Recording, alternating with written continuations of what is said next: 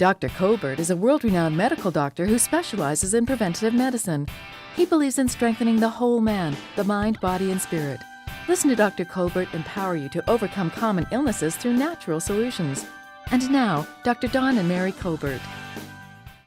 Hello, I'm Dr. Don Colbert, and did you know that type 2 diabetes is increasing at a rate greater than any other disease with the exception of obesity? But the good news is many times we can reverse type 2 diabetes with the right kind of diet, with the right kind of exercise, the right nutritional supplements, and balance in your hormones.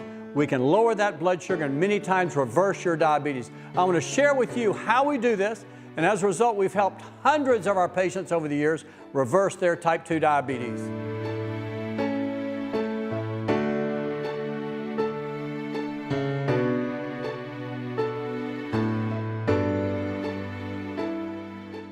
Hello, Dr. Colbert here, and I'm talking about type 2 diabetes. If you're a woman and your waist size is 35 inches or greater, you already have insulin resistance and you probably have pre-diabetes. If you're a man and your waist size is 40 inches or greater, you also have insulin resistance and probably pre-diabetes. I'm going to show you how you can shrink that waist size down and many times reverse your diabetes. Now I'm talking about type 2 diabetes. If you have type 1 diabetes, you're going to need insulin. But with type 2 diabetes, I've learned that it's like a house with termites. And you say, what do you mean a house with termites? Because usually there are no symptoms until you actually have diabetes. You see, you go from insulin resistance to prediabetes to diabetes, but during prediabetes and insulin resistance, you don't have symptoms. You have symptoms when you start having increased urination, increased thirst, sudden visual changes, sores that don't heal very rapidly, as well as many of you will get tingling and numbness in your hands or feet. Those are signs of diabetes, but prediabetes is usually no signs, just like termites. For example, years ago I had a neighbor across the street and they called me over one day. They were hammering up a picture in their living room and they hammered a nail in the wall and all of a sudden the wall caved in. And they looked and they saw the house was literally infested with termites.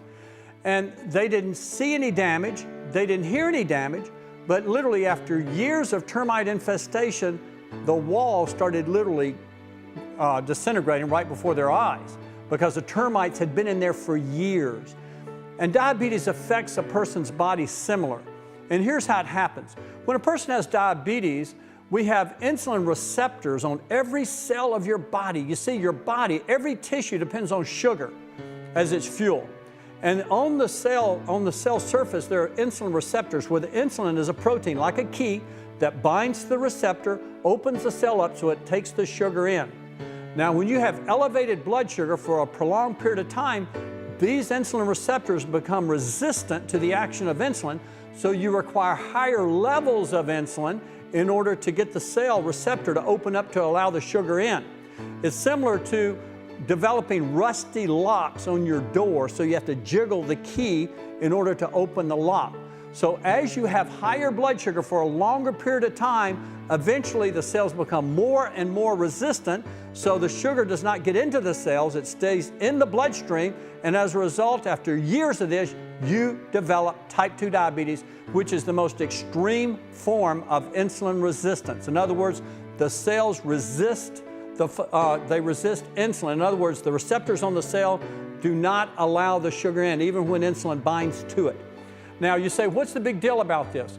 Well, what we find when your sugar goes high, over 140, especially over 140, but the higher it goes, the more advanced glycation end products your body produces. I know that's a mouthful, but we call them AGEs, because these advanced glycation products are simply when sugar binds with protein.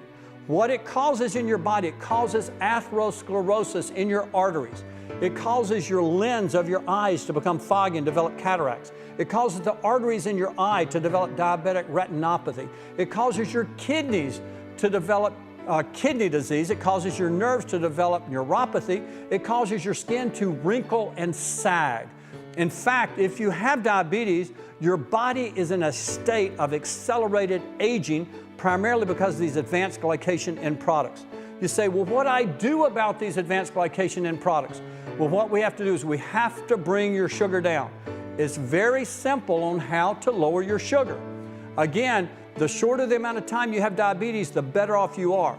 If you've had type 2 diabetes for 10 years or less, we can many times reverse it. And here's what we do. We first start with an anti-inflammatory Mediterranean diabetic diet. You say, what on earth is that? We simply give you the foods that do not raise your blood sugar. You say, what foods are those? Well, I tell people, of course, they have to lay sugar on the altar, but also grains, wheat and corn and rice, but they can't, and potatoes, but they can have certain starches that are actually good for them that do not spike the blood sugar, such as beans and peas and lentils and legumes. Those are the foods we need to convert to as our starches primarily, along with eating the right amount of lean, healthy proteins, as well as green carbohydrates.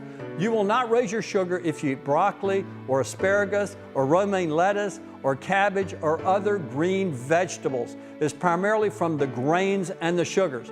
So what we've combined we've made it a healthy Mediterranean type diet.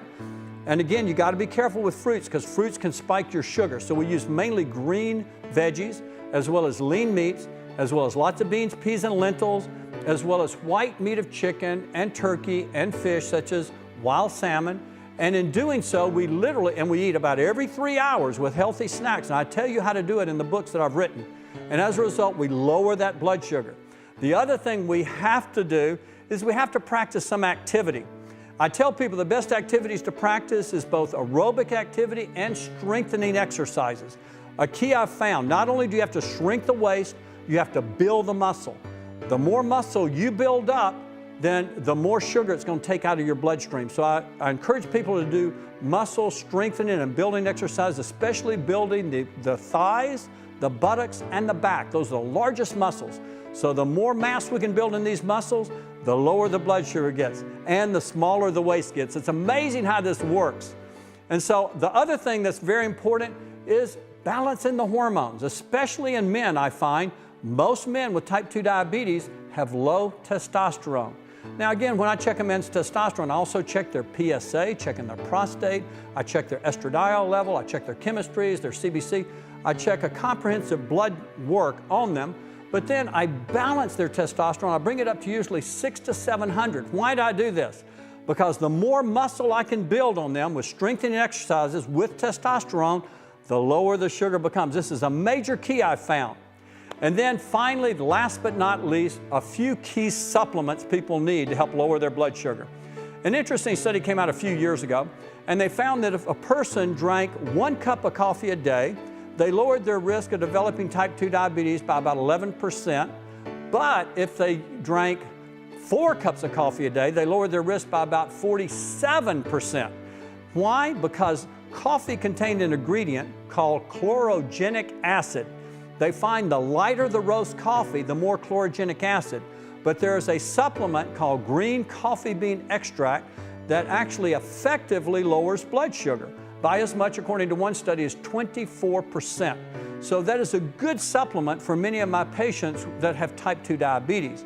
Another very important supplement is soluble fiber, especially when you eat your meal. That's why the beans, the peas, and the lentils, they're full of soluble fiber. They prevent those blood sugar spikes. And finally, cinnamon. Those are 3 critical ingredients I've found over the years that help to lower the blood sugar without causing side effects. And again, I've seen in many cases people reverse their diabetes after following this program for a year or longer. So again, this is a simple program that I can't give you all the information now. It's in my book, Reversing Diabetes and the Bible Cure for Diabetes. When New York filmmaker Morgan Spurlock set out to draw a line between the rise of obesity in America and fast food giant McDonald's, he became McDonald's worst nightmare, one accentuated by the release of his ensuing memoir, Don't Eat This Book. Spurlock's unexpected entry into international consciousness originated with a personal experiment, using himself as the guinea pig. For 1 month, he ate nothing but McDonald's food for all 3 meals. When I first heard of this hypothesis, I found it a bit exaggerated.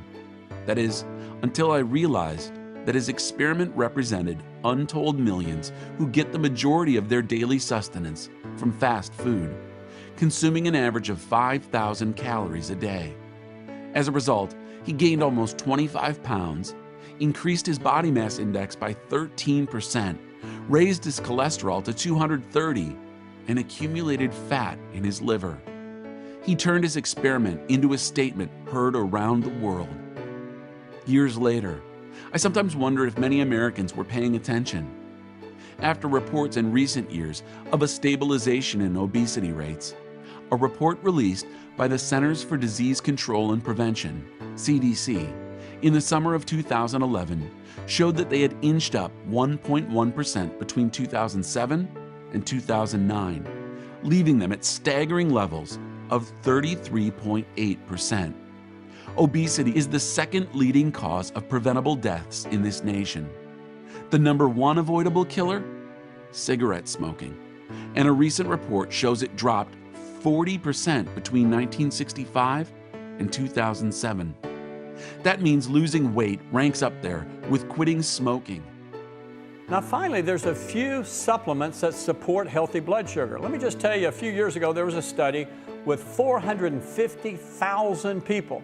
They found that people that drank 1 cup of coffee a day reduced their risk of developing type 2 diabetes by 13%.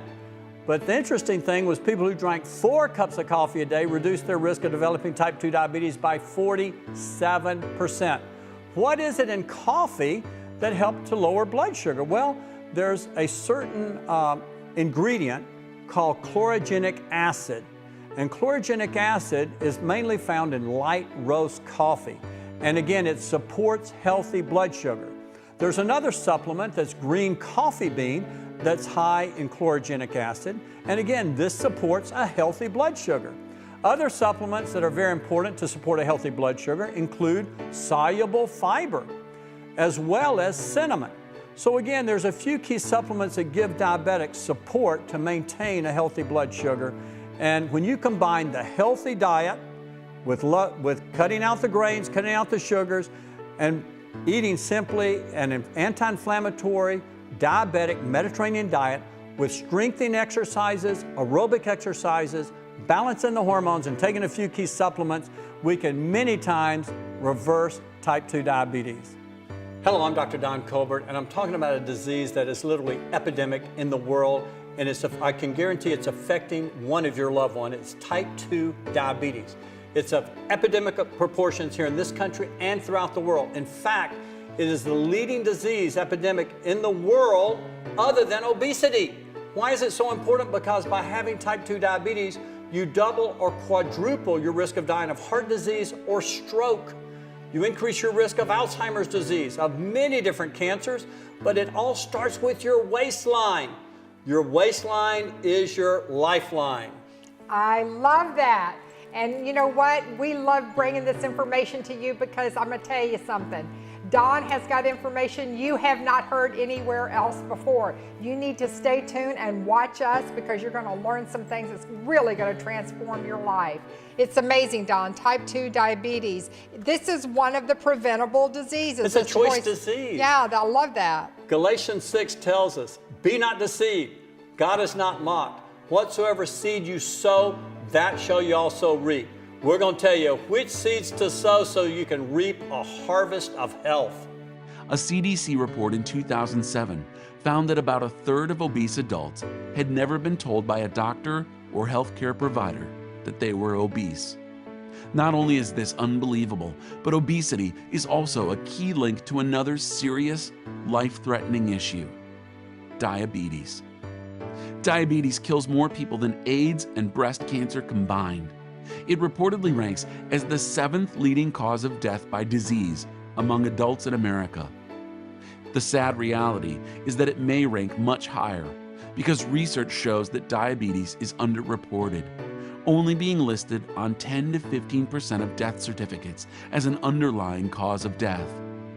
The World Health Organization, WHO, estimates that by 2030, the worldwide number of individuals with diabetes will double. That means we could see the number of people suffering from diabetes reach 360 million within the next 2 decades. Type 2 diabetes is increasing at an alarming rate. Not only do approximately 1 in every 10 age 20 and older have diabetes, the rate of children being diagnosed with type 2 diabetes is growing at an alarming rate. Such alarming information speaks for itself.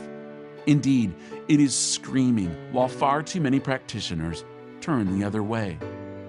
With our nation facing the biggest healthcare crisis in its history, each of us must realize that the answer won't come from doctors, clinics, or the government. Instead, each person must take responsibility for his or her health. Because obesity and overweight conditions are at the root of so many health conditions, particularly diabetes, it makes sense to start by reducing to a healthy weight and a healthy waistline. Defining the problem. Before I delve into what has so many people visiting the plus-size department and developing diabetes along the way, I need to clarify the terms overweight and obese. Many people have a general sense as to how these words are different, yet in recent years, the delineation has become clearer.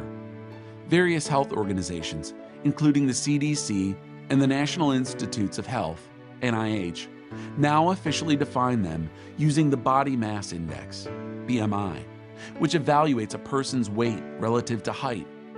Most of these organizations define an overweight adult as having a BMI between 25 and 29.9, while an obese adult is anyone with a BMI of 30 or higher. Only a small portion of individuals who are overweight or obese according to their BMIs have a normal or low body fat percentage.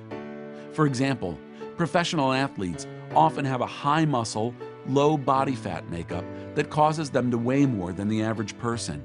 Yet they are not truly obese, excluding some football linemen and sumo wrestlers. Hey, we're talking about type 2 diabetes, not type 1 diabetes. If you have type 1 diabetes, you always need your insulin. The good news, in a few years, we'll have an insulin pill that's a liposomal pill you'll be able to swallow, and you may not need the injections any longer. But right now, we want to give you some key answers to type 2 diabetes. And if you've had type 2 diabetes for 10 years or less, many times we can reverse that type 2 diabetes. But it all starts with your waistline. Your waistline is your lifeline. I love that, Don, and you're on top of this. I mean, you are out there watching the newest and the breakthroughs. I'm sure a lot of people just now heard. You mean to tell me there's a time that we're coming, we'll just take a pill instead of doing these shots? Yes, that's the exciting thing about it. That is what is exciting about you, Don. You stay right on top to find out what is the newest and the latest. Now, the waistline thing is so funny about that to me, because I think this is a great information tool that people can use as a guideline. Right. Now, be specific about the waistline. Okay, first of all, if you're a woman and your waist is 35 inches or greater, you already have insulin resistance, which is the first stage to developing type 2 diabetes. If you're a man and your waist size is 40 inches or greater, you already have insulin resistance. You're already headed toward diabetes, type 2 diabetes. Now, what we found over the last 40 years, listen closely, the average waistline of a man has gone from 34 inches to 39 inches. Average waistline 39, they're almost at 40. That's average. And 40 or over, you're insulin resistant. You women, the average waist, your waist over the last 40 years has gone from a slender, curvaceous 30 inches to 37 inches. The majority, the average woman is already insulin resistant and on her way for type 2 diabetes. Don, this is amazing, because I'm just sitting here thinking as you were talking about that, can I go get that lipo out? Hey, can I tell you, it's the deep belly fat, or we call it the visceral fat. That's the dangerous, toxic belly fat. Let me explain it. It's real simple. Many people say, oh, I got belly fat. You see people with a beer belly. I see some people with a sugar belly. I see some people with a ham belly. Looks like a pot-bellied ham pig. Well, again, there's different kinds of bellies, but it's the toxic belly fat. How do you know if it's toxic belly fat? Because if you can't pinch an inch, you have that belly sticking way out there, that's toxic belly fat. And you say, what's the deal with toxic belly fat? Belly fat doesn't do anything. Yes, it does. Toxic belly fat produces some inflammatory mediators such as C-reactive protein. Now you say, what is that? C-reactive protein is an inflammatory mediator. And we found that when people have elevated C-reactive protein, for example, if your C-reactive protein is 2.11 or greater, you're triple the risk of a heart attack and double the risk of a stroke. You say, well, what does it do, Dr. Colbert?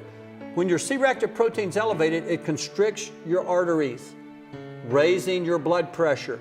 When your C-reactive protein is elevated, it causes your platelets, which is a type of blood cell in your body, to clot more easily, to become sticky. It becomes stickier, so you're more prone to a blood clot. Also, what you haven't realized, if you have belly fat, you're most likely, in a man, you're going to have elevated estradiol levels. Now, again, men should not have high estrogen levels. Why? Because the higher your estrogen levels are, the more feminine characteristics you develop. Many of my men start to grow breasts. I just had a patient this last week. He was 40 years old, yet he was growing breasts. He said, Dr. Colbert, what's the matter with me? I'm growing breasts. I said, very simple. Let's check your estradiol level. Most likely, all that belly fat is causing excessive estrogen to be produced. And lo and behold, I was right. He had high estrogen levels.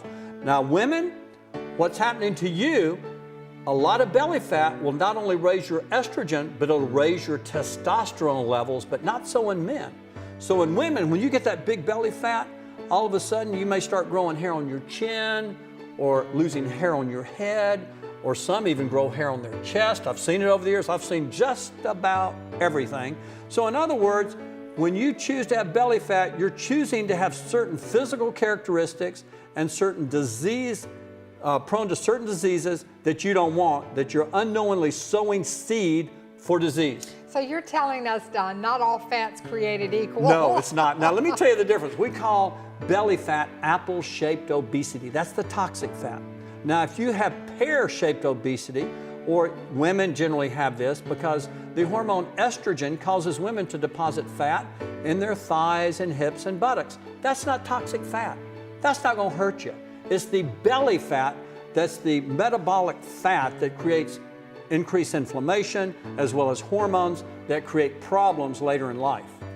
So type 2 diabetes in most cases, if I'm hearing you correctly, is a choice disease. There's things we can do. Absolutely, there are things we can do. And one thing I'd like to tell people, many of you are eating lots of bread and pasta and crackers and cereal and bagels and pretzels and things. We have found that wheat, if you're eating wheat, it's going to spike your sugar. Many of my diabetics, after they eat just 2 slices of bread, their sugar shoots up 100 points. You're asking why? It's because of one of the key starches in bread. There's 2 key starches in bread. 75% of the starch is amylopectin A, which converts to sugar just almost like eating sugar. The other is amylose, that is absorbed in the body very slowly so it does not spike your blood sugar. But when you eat bread or pasta or pretzels or any kind of wheat product, it spikes your sugar, which spikes your insulin, and the higher your sugar goes, the higher the insulin goes, and it sets you up for insulin resistance, pre-diabetes, and eventually type 2 diabetes. Now, I'm not saying that everyone needs to stop bread. What I'm saying, if you have type 2 diabetes, you're going to have to lay usually wheat products and corn products and white rice and sugar on the altar for a season until we resensitize those insulin receptors. It's very simple. It is simple, and we have so much information that we want to give to you. We want you to go to drcolbert.com.